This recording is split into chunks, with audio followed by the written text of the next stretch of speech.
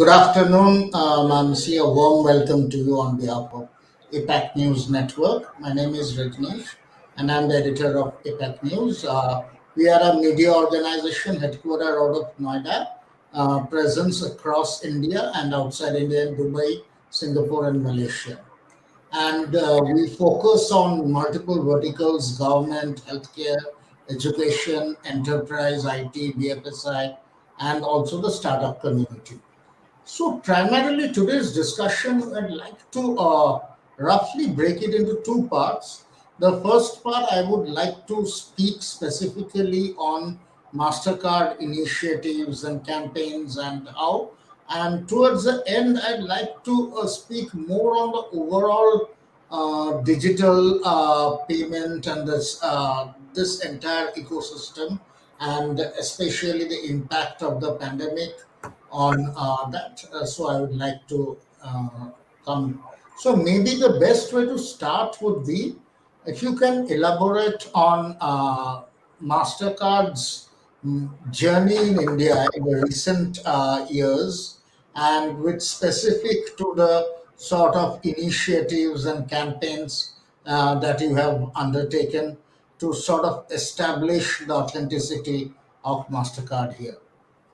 Sure, Rajneesh, my pleasure to be here on the show, and it's really good to be talking, albeit virtually. I think that's been one of the fallouts of the pandemic.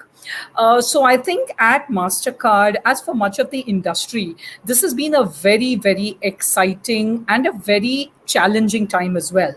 So let me explain a couple of things first on the challenging side. And let's face it, this pandemic has been a human tragedy unlike any other, at least in our generation and in living memory, right? I mean, first, as an organization, I mean, we've had employees who've been affected, partners have been affected, and the community and the country have been affected, even if you just keep it to within India at this point.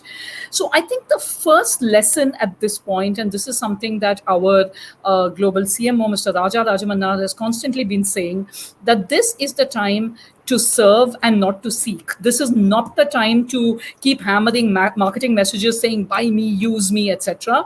Because consumers have been through a lot.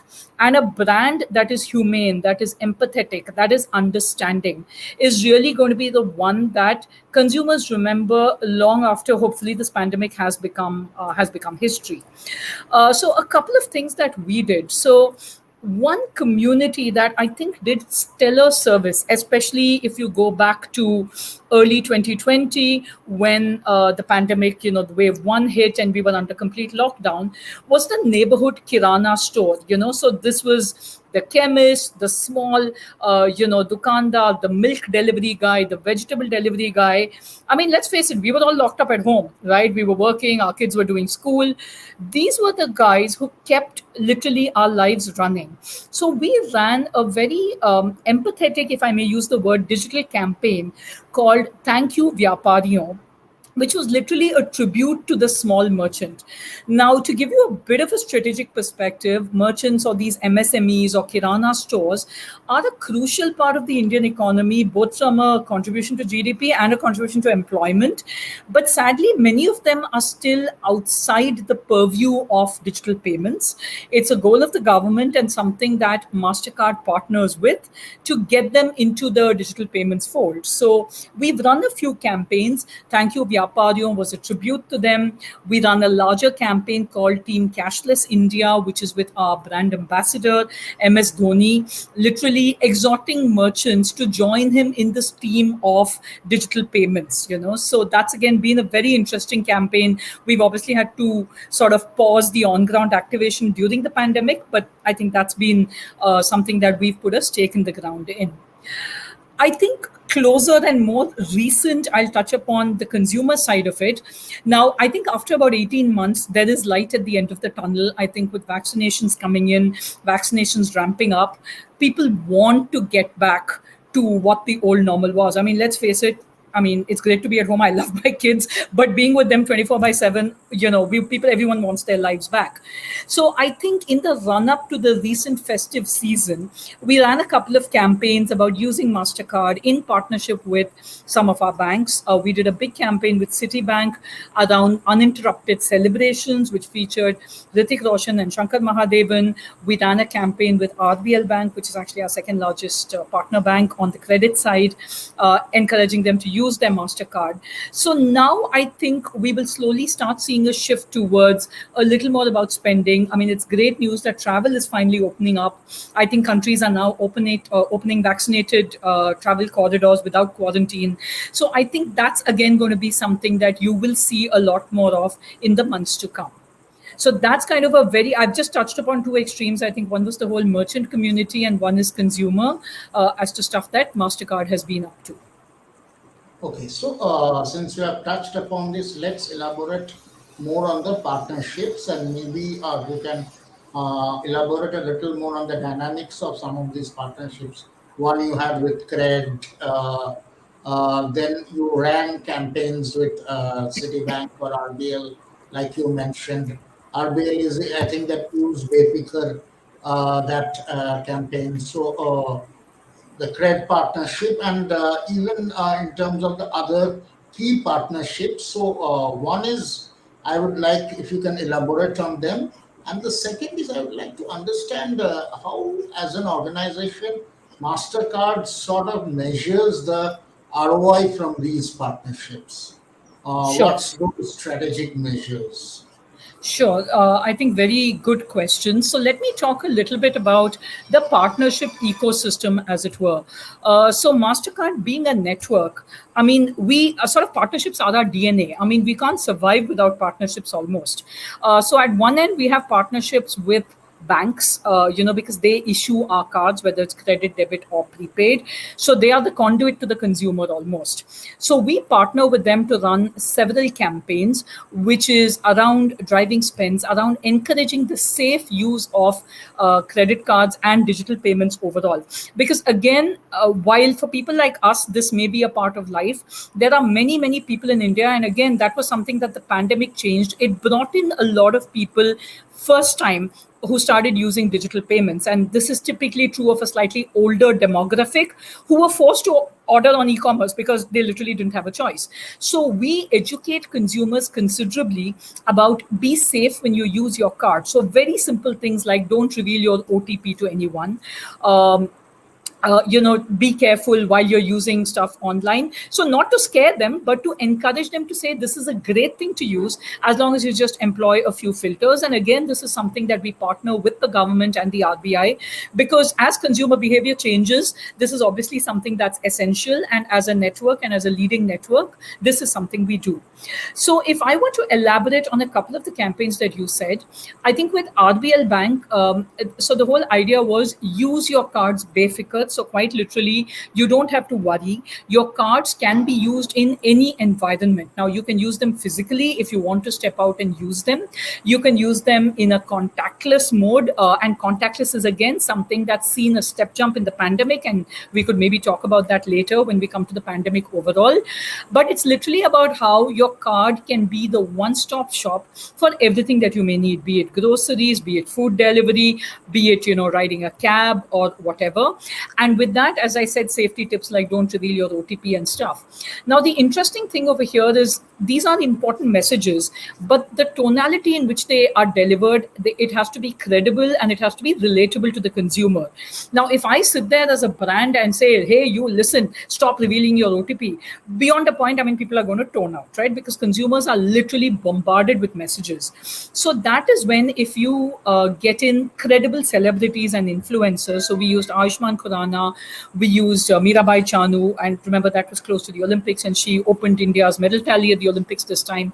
So when we have them in a very relatable situation saying, I use my card and it is absolutely safe, talking about RBL and Mastercard in this case, it does extremely well for us.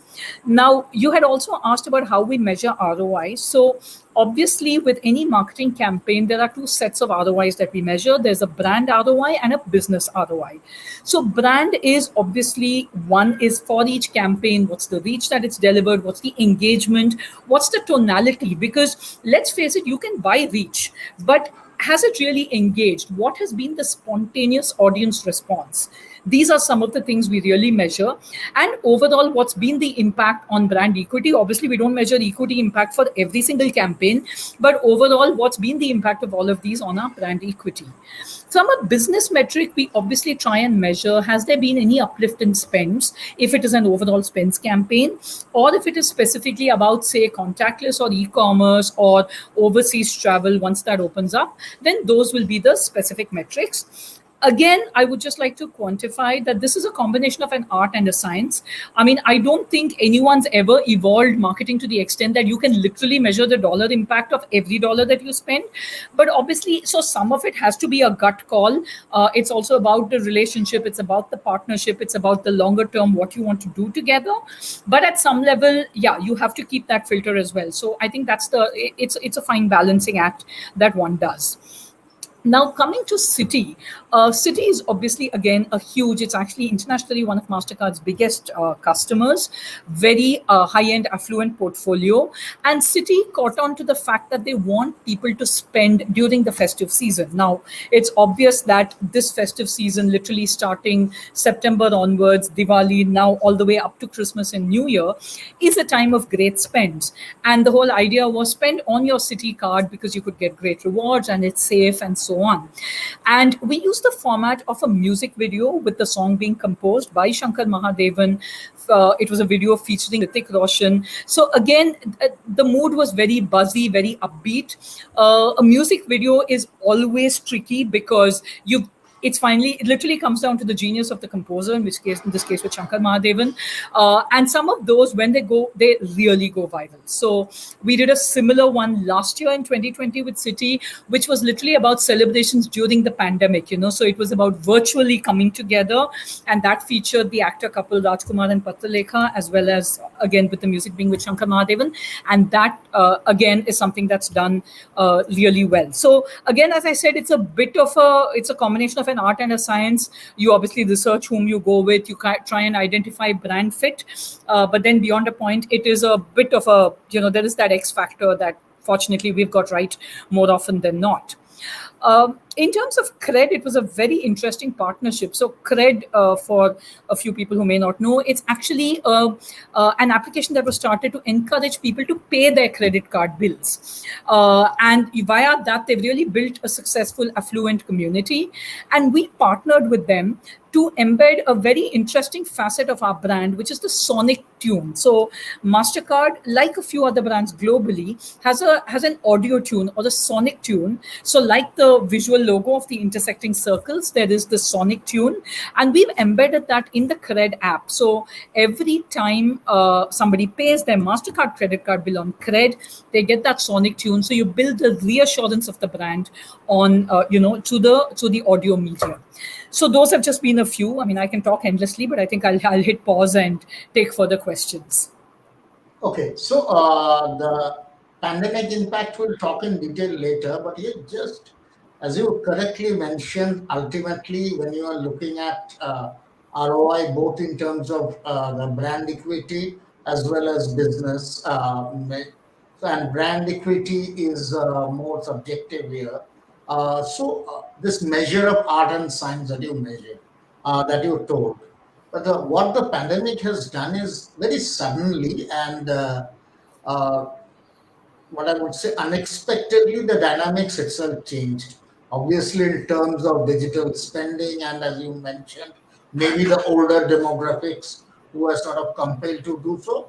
That and for all the collective reasons, obviously the volume of digital purchases just increased manifold, and whatever the dynamics got changed very fast.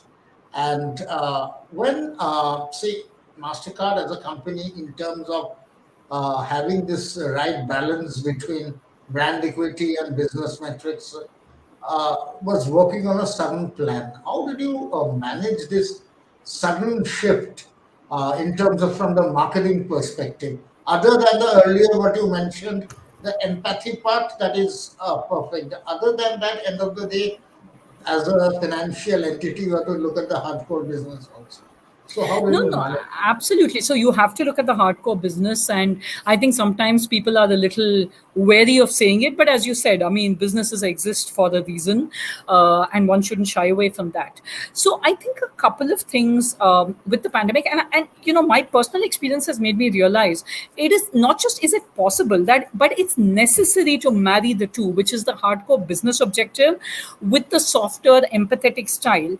And the difference is very often, if I may say, the tonality that you use. So as a brand, you can either talk down to the consumer saying, hey, you listen to me because, or you can say, I am with you in this. I understand what you're going through, and I may have a solve for some of your problems, right? So if you take the second approach, and that's what we did as Mastercard, you kind of say, okay, first of all, I have people who either have not used digital payments before and who are now using it, or who are having to use digital payments much more before. And one of my greatest attributes as a brand is the fact that I'm considered safe and secure. So using that, how do I guide people? How do I respond to people who say, is it safe for me to store my Mastercard on a particular website? So you handle all of that and you reassure them. I think if you understand their needs, then business will automatically follow. Now, obviously, from a core numbers perspective, there were a few changes. I mean, one big change, for example, was digital consumption just shot through the roof because people could not step out, right? And I'm talking more 2020 and even the earlier part this year. So that meant there was a huge increase, for example, in OTT platform consumption. There was a huge increase in social media consumption. So those were obviously media vehicles that we sort of channeled ourselves on, as did much of the industry. I mean, outdoors and cinema, unfortunately, took a bit of a beating. So those were things that we obviously did. We do a lot of experience-based marketing. As a brand, we believe in the concept of priceless and creating priceless experiences. Many of those had to pivot to virtual experiences, obviously, because physical experiences were just not possible. But I think when you keep it through the lens of consumer first, what is it that they are going through, and then you realize that some of these changes are here to stay. So two very big changes. One is the rise of e-commerce. I think this is here to stay. People have realized how many more things they can get online, from stationery to clothes to shoes to whatever. I think that's going to be a change that's here to stay. And the other big one is contactless, because people are just more scared of germs, right? People don't want to handle cash because cash does carry that little bit of a risk of infection. So if I have a card, I can literally tap it and go. That helps. And in fact, in a survey that we did, 87% of of consumers in India said they intended to continue contactless even after the pandemic. So they see the benefits of that. In between, the RBI also raised the limit for no PIN, that is no second factor authentication, for contactless transactions up to 5,000. So that also, so all of that has made a difference. So yes, so I think increased e-commerce, increased use of digital payments, increased contactless, more in-home ordering online, and then of course other changes like in the way people travel, in the way people entertain. I think many of those are here to stay as well. Okay, thanks. And if we may look at it more broadly in terms of some of the partnerships you mentioned, uh, obviously including those partnerships and beyond. Overall, if I may ask, what sort of go-to-market engine that Mastercard follows specifically for the Indian market, especially what are the GTM initiatives that you have? And secondly, keeping in mind again the pandemic scenario, how did you balance between one is if I may say, upselling and cross selling to the existing customer base, maybe broadening the depth of engagement with them vis a vis acquisition of newer customers. So, Sure. how did you balance between the two? So there are quite a, I mean, so there are probably two sets of questions here. So I think our go-to market in India, like in many markets in the world, so I think there are two or three principles that I'd like to sort of bring out here. One is to focus on certain demographic segments. So in India, for example, the millennial segment is huge, right? It's a broad cohort, one that's growing. It's seen a lot of change in behavior, even pre-pandemic. So I think targeting the millennial audience with very digital first products, because this segment is not going to wait saying, please fill up a form, come to the bank, deposit it, show me your Aadhaar card. And they have a ton of choices. So if we want to appeal to the segment, we better be digital first. So how do we get there? How do we give them choices in the rewards that they want? So because the rewards that appeal to a different generation may not appeal to millennials. So millennials, for example, want a lot of choice. So how do we offer them that choice in their sort of day-to-day, even reward redemption? So that's, I think, one cohort we focus on. Another cohort that we do focus on, which we had to pause a bit during the pandemic, is the affluent segment. Now, the insight over here on affluence in India is they want access to the very best that life has to offer. And then they want customization. So, for example, if you give an affluent consumer access to the best designers in the world and say you can contact this designer and create a customized apparel for yourself and you pay for whatever you create, we found that that's something they absolutely adore, right? So that's again a very different, a very customized approach for the segment. As I said, we had to dial it down a bit during the pandemic, but now we believe this is something that's going to see significant sort of increases. This segment requires a lot more personalization, a lot more hand holding and attention, versus a millennial segment, which is very quick, very instant, super seamless. Let's get going. So I think we tailor our go-to-market approaches. We work with banks sort of at the back end to make this as seamless, as secure as possible. So I think that's really been one facet. Where the pandemic was concerned, yes, I mean, so acquisitions did continue. As I said, the bulk of acquisitions had to pivot to digital because you couldn't have people physically going to branches or agents physically going and saying, give me your KYC details. So those were things we did work with partner banks on. But I think the focus was really, so while acquisition in terms of new cards happened at whatever pace it did, as I said, there were many people who just came into the digital payments ecosystem because they were forced to. I mean, even anecdotally, I know people like, my mother and others who actually said, okay, I have a debit card now, let me, please show me how to use it. So it was not acquisition in the strict sense, but it was activation and then getting those people to spend more and more. And much of that happened organically. I think that was the focus during the pandemic. Of course, a lot of launches did have to be postponed, as I said, because I wouldn't have been appropriate to really go out and showcase new launches, especially in the height of both wave 1 and wave 2. But I think the regular acquisition, the regular spends, and this behavior change kept happening. And specifically for both these large sections which you mentioned, either the affluents or the millennials, any of the, if you can elaborate on any of the sort of little out of the box sort of campaigns which took place, and especially in the last couple of years.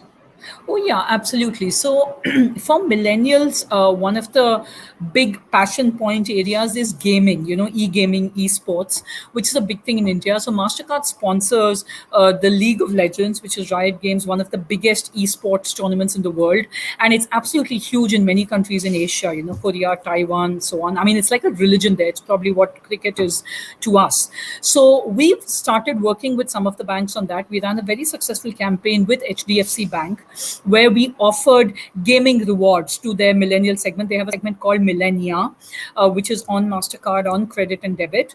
And we actually offered them saying that, you spend and you could win some of these rewards on gaming, which could be exclusive points, exclusive merchandise, exclusive avatars, and so on and so forth. So that's been something that's been really good. And we are looking at expanding gaming in a very big way.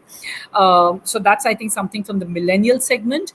On the affluent segment, I think think what's been interesting, as I said, is the whole experiential bit. So we very recently did an event which had to be virtual, unfortunately, given that we're still not out of the woods yet, with ICICI Bank, again, one of our large issuers, where we got in Rajkumar Hirani to do a masterclass for their affluent cardholders.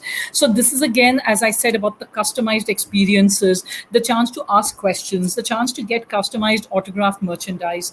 That kind of stuff is something that we've done, and again, something that we will scale up significantly kind of going forward. Okay, that's interesting. Another thing is, in terms of even going forward, even as things sort of improve, hopefully, and but what's given is we will very unlikely to ever go back to exactly the situation what was Absolutely. pre-pandemic. So everything, life, work would be, if I may say, in a hybrid kind of mode. So both physical and virtual will coexist. So keeping that in mind, and this the digital payment environment, will that missing human touch create ultimately an impediment to the growth of the business? Do you think, and how do you sort of mitigate those challenges? So I think it's a profound question, actually. So will life ever go back to the old normal? I don't think so. And let me give you an example of travel, okay, because it's a sector we follow very closely. It's very important to us. I think travel will come back. It may even come back to higher than previous levels, but it'll be a very different kind of travel. So even domestically now, far fewer people want to do these package tours, let me go see Delhi, Agra, Jaipur in one day. What people want to do is hiking holidays, self-drive holidays, right? Holidays in smaller groups. So I think one fundamental change is we don't want to, go to an event with 10,000 people, but I want to have a small group of close friends, whether we holiday together or we dine together or we do something else together. So travel has changed in terms of the location. So you will have, for example, and since I stay in Mumbai, a lot of people who say, I'll just drive down the Konkan coast, stay at a very offbeat place. So places like an Airbnb or the Saffron stays, I mean, it's a huge bonus for them. Whereas a crowded hotel in a metropolis may not see the same kind of business. So I think what's imperative, Rajneesh, if I may say so, is people need to understand these nuances. Will travel come back? I mean, 1,000%. I mean, there is so much rebound sort of enthusiasm in people to go out and travel. But the way you travel is going to be very, very different. And in fact, again, as one of our researchers was, people are willing to pay a premium for safety.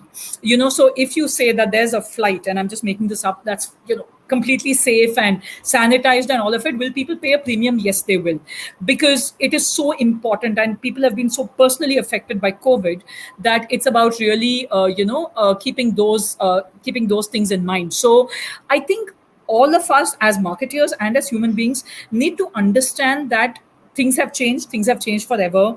I mean, there's so much being said and written about the future of work. It'll be a hybrid work model, those kind of things. But I think from a payments perspective, see, I think people will find the human touch. Okay, it's essential to us as a race, right? You can't survive if you don't have that human touch.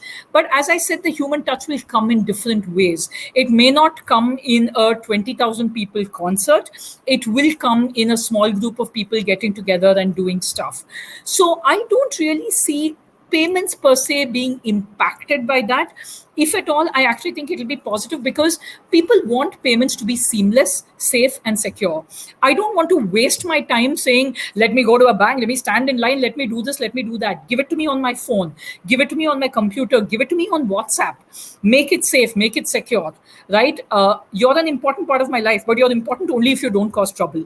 It's almost that kind of thing. And I think it's the responsibility of payment companies, and Mastercard is taking the lead on that, to say, yes, we will be omnipresent. We will be there when you need us, in the form that you need us, and with the higher standards of safety and security.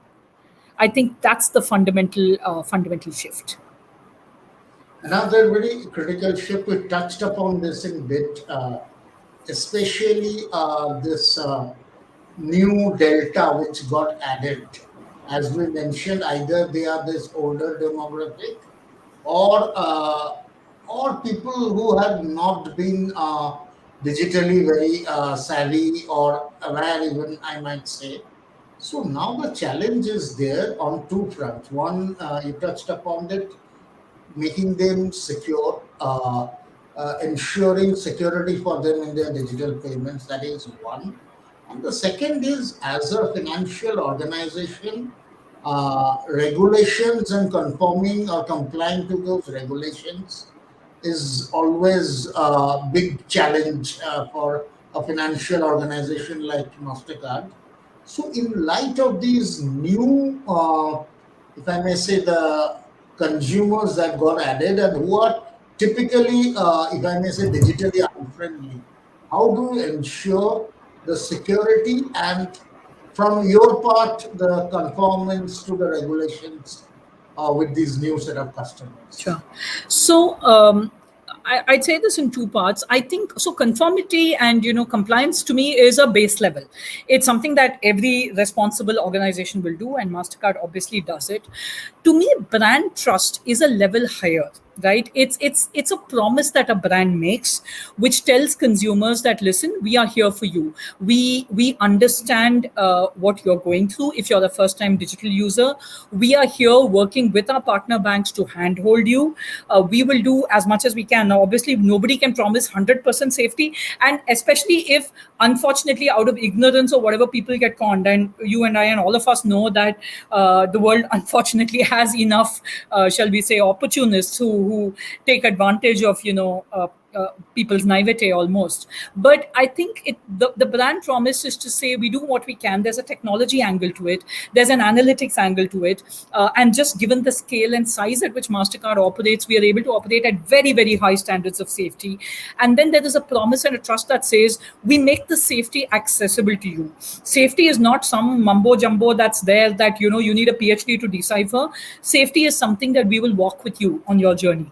And I think that, to me, as a marketer and leading this function for Mastercard, that is very very core to what I do and what I believe as a brand we should offer our consumers. Because money is very personal, right? People value money a lot. Nobody ever would want to be defrauded in whatever way, big or small or whatever. It's something that's almost sacred to them. So I think preserving that safety is a very very vital responsibility for Mastercard. Another thing is, even as a marketeer, you touched upon some of the points, obviously, like security, then using the analytics part. Other than that, now any business depends so much on technology. So, MasterCard per se, and especially as a marketeer for MasterCard, how have you been leveraging technology? If you can elaborate a little bit on what sort of the other main technologies that you are leveraging on and how they have sort of benefited Mastercard.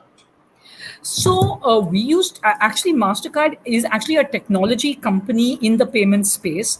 So there's a ton of technology that we use, from safety and security to products that literally make digital payments faster, connect people on various payment rails. But from a marketing perspective, I think there are two or three things and two or three areas where technology plays a crucial role. I think one is the use of technology to understand consumer sentiment. So, what we broadly call social listening.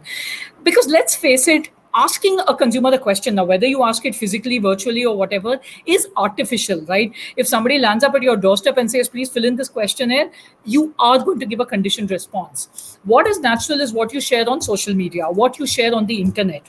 If you dislike a product and you rant and rave about it, it is essential that the brand in question know about it. And obviously that's where technology has helped a great deal. The second one related to this has been to understand people's interests. And I personally wish as a consumer that people would do more of this, because don't bombard me with stuff that I'm not interested in, right? Now, if I'm interested in hiking, send me stuff on that. It makes sense. Now, don't send me stuff on music if I'm not interested in it. And I think that's an area which is a combination of listening, retargeting, having cookies, managing the entire, purchase journey. I think that's another area where technology works. And the third one, as I said in a big way, is the whole digital first piece. How do you in specifically in the payments business, how do you make the entire process of getting a card, activating a card, using a card as seamless as possible, and literally make it on your mobile, take your mobile out, spend on it, use it in various forms. I think that's the third big use of technology that I would talk about.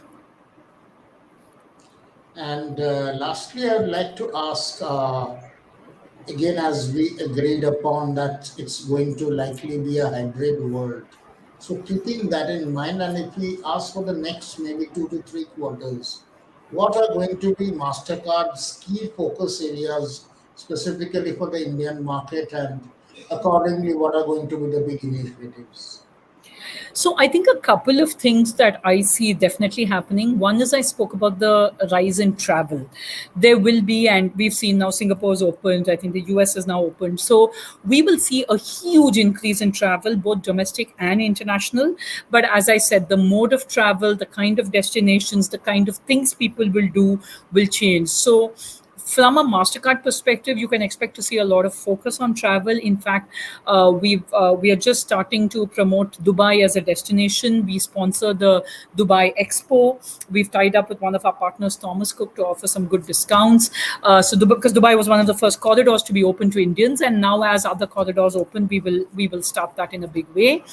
The second thing I think you can continue to see is a lot of contactless payments. Again, and we're getting into a nice time of the year from a weather perspective, people are out and about. We want to educate more and more people on the use of contactless cards, and how that enables a faster and a more seamless payment experience. So again, you will see many campaigns on that. And the third one is obviously on the affluent side. We hope to do more and more experiences. Hope to get some of these to be physical rather than virtual, sooner rather than later, because there is a joy, and I think you mentioned it earlier. There is a human connect that we all need, and engaging with people in your passion areas, which is really what Mastercard stands for, is something that I hope we can sort of resuscitate almost in the Indian market very soon. Thanks a lot for taking the My time out. pleasure. My pleasure. It's been great. Thank you so much. And please Sure. stay safe. Thank Thank you. you. Bye bye.